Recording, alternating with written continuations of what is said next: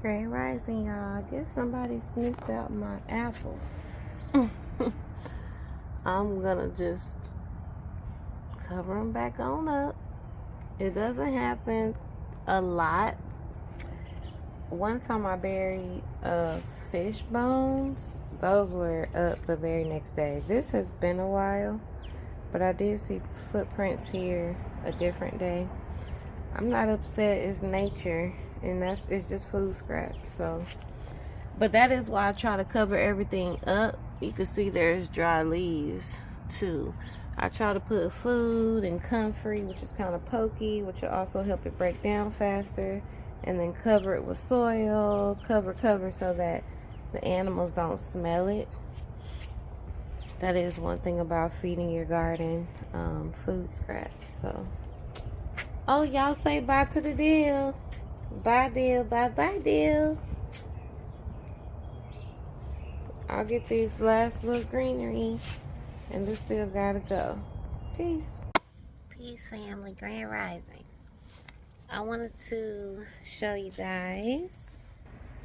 I don't know how long you've been watching me. If you're new, thank you for joining. And if you're not new, then you've already seen this. But this is another way that I feed my plants.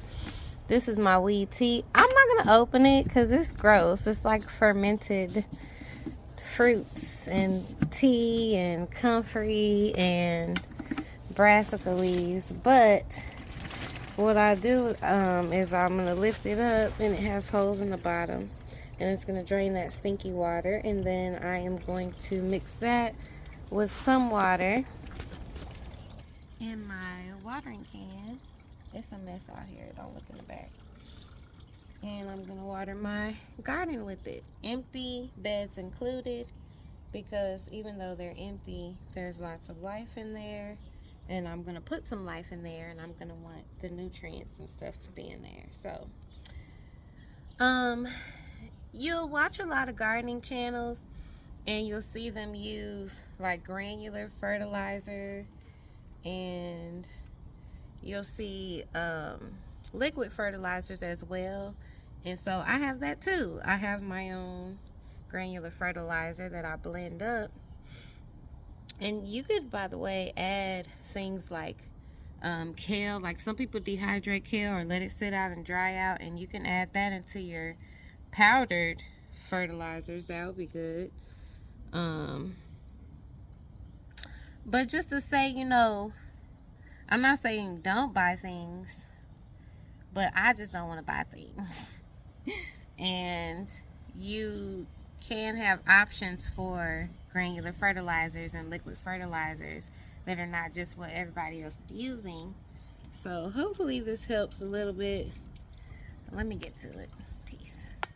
To be clear, I have purchased all the things. I think when I first started, I bought earthworm castings, which are not bad to purchase.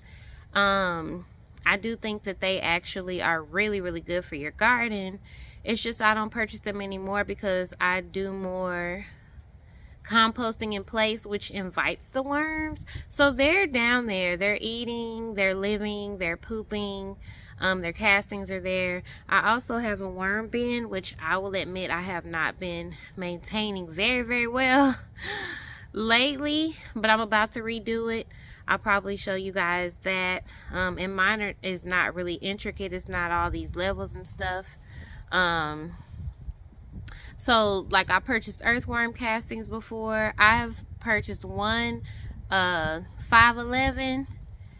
Miss Linda is the one that had me buying 511. She still uses 511, but she also uses what she calls super juice, which is similar or probably the same thing as my weed tea or my liquid fertilizer that I use, where we just soak a bunch of stuff that we know has great nutrients for the plants, and then you pour that in your garden. And I do it every time it's ready, unless the garden is really soggy.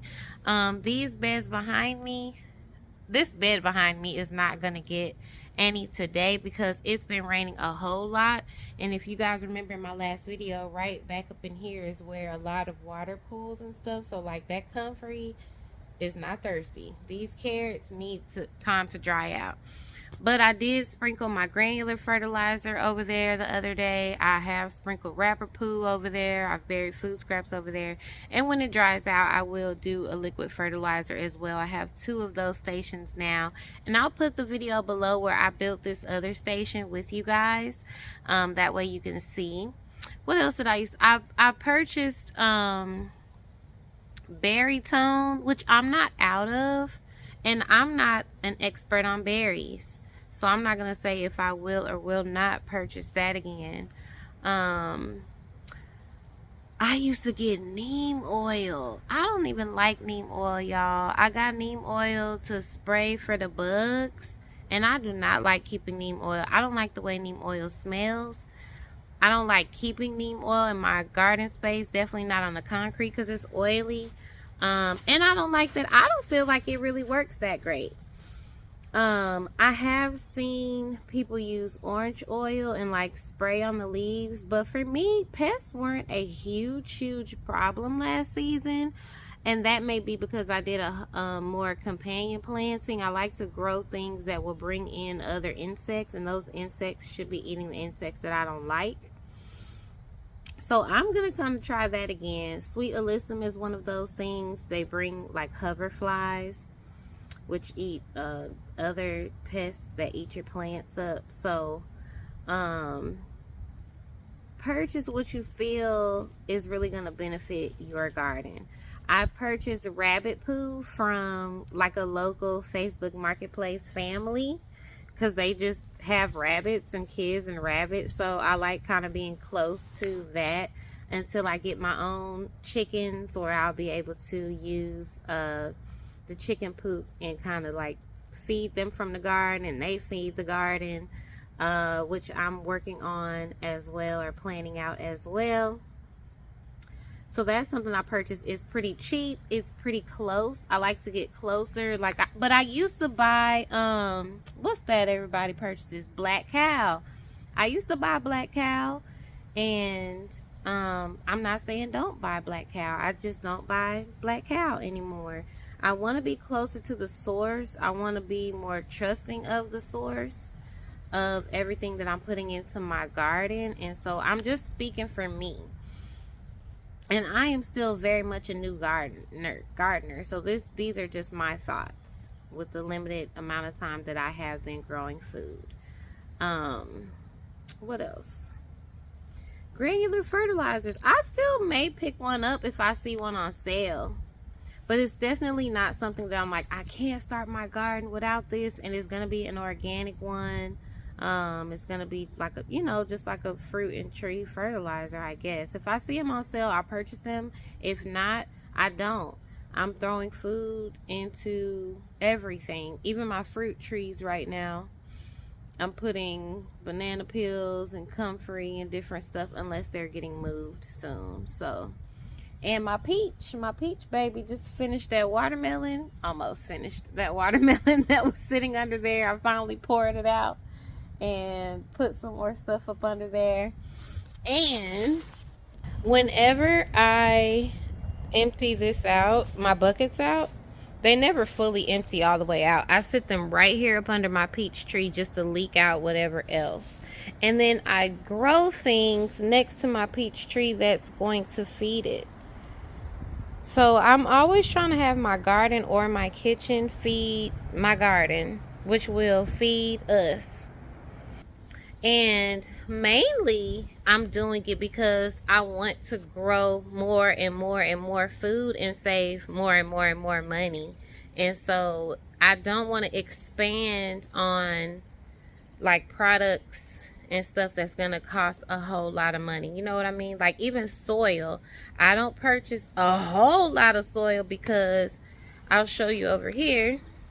The garden is really messy in the winter, so that's just real life. But I showed you guys in another video, these are grow bags of stuff that died. I'm reusing this tag, and I'm going to reuse this. This is mulch, okay? You pull the mulch back, you see the soil looks good. I haven't done anything in this bed or in this grow bag. I'm going to reuse this. I have beds that need to be refilled.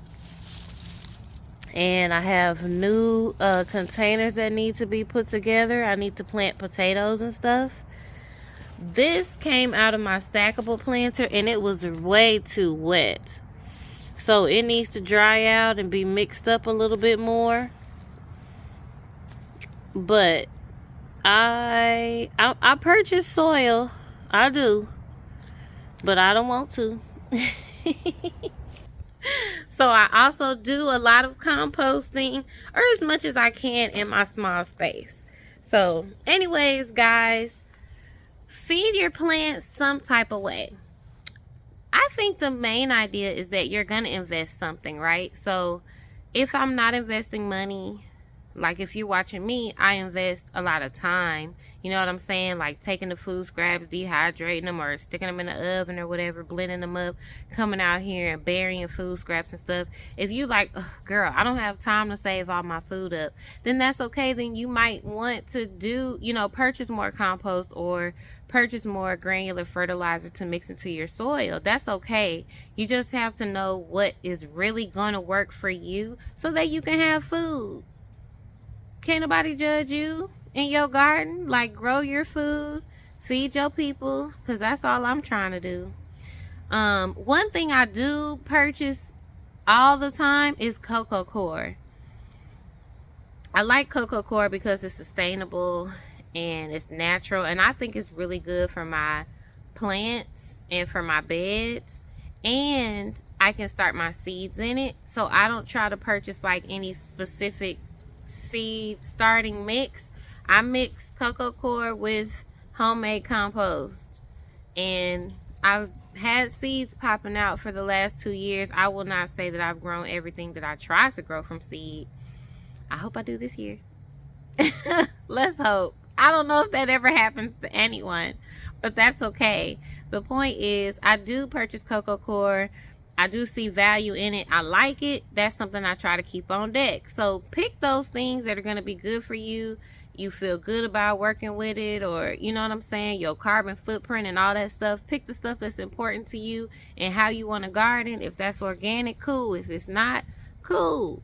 Do your thing. But for me and mine, we're going to try to go as natural as possible. We're going to try to spend the least amount of money as possible, but we want to grow a whole lot of food. So if you guys have tips for that other than what I am doing, please comment below. I'd love to hear them. And I just sat and talked to y'all for 10 minutes when I was supposed to be fertilizing my garden. So I will see you guys in the next video. Peace.